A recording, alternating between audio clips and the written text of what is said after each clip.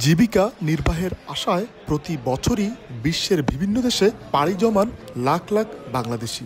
জনশক্তি রপ্তানির দিক থেকে শীর্ষে রয়েছে মধ্যপ্রাচ্যের অন্যতম দেশ সৌদি আরব। বর্তমানে দেশটিতে ৩৫ লাখের বেশি বাংলাদেশির বসবাস। তবে বিপুল সংখ্যক এই প্রবাসী বাংলাদেশের নির্বাচনে ভোটাধিকার প্রয়োগ থেকে বঞ্চিত থাকেন। এবার প্রবাসীদের ভোটাধিকার প্রয়োগের উদ্যোগ নিয়েছে অন্তর্বর্তী সরকার।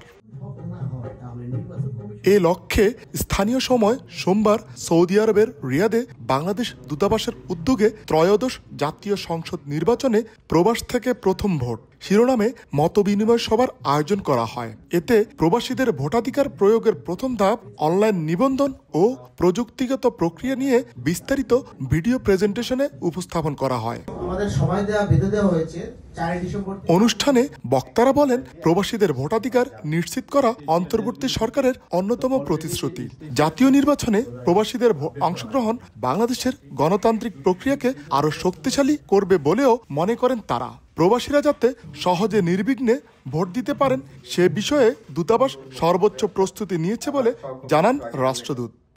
সমাবেশে আপনাদের মূলত আমরা স্পেসিফিক সৌদি আরবে যারা বসবাসরত তাদের কি করণীয়, কিভাবে আপনারা রেজিস্ট্রেশন করবেন, কোন সময় রেজিস্ট্রেশন করবেন, কিভাবে ভোট দিবেন এবং কিভাবে আপনার ভোটটি পুনরায় নির্বাচন কমিশন তথা রিটার্নিং অফিসারের মাধ্যমে প্রেরণ করবেন। মতবিনিময় সভায় দূতাবাসের কর্মকর্তারা বিভিন্ন প্রশ্নের উত্তর দেন। ভোট প্রদানের জন্য বাংলাদেশ সরকারকে কমপক্ষে 700 টাকা ব্যয় করতে হবে। নিবন্ধন থেকে শুরু করে ভোটের দিন পর্যন্ত প্রতিটি ধাপেই প্রবাসীদের সর্বোচ্চ সহযোগিতার আশ্বাস দেন দূতাবাস কর্মকর্তারা।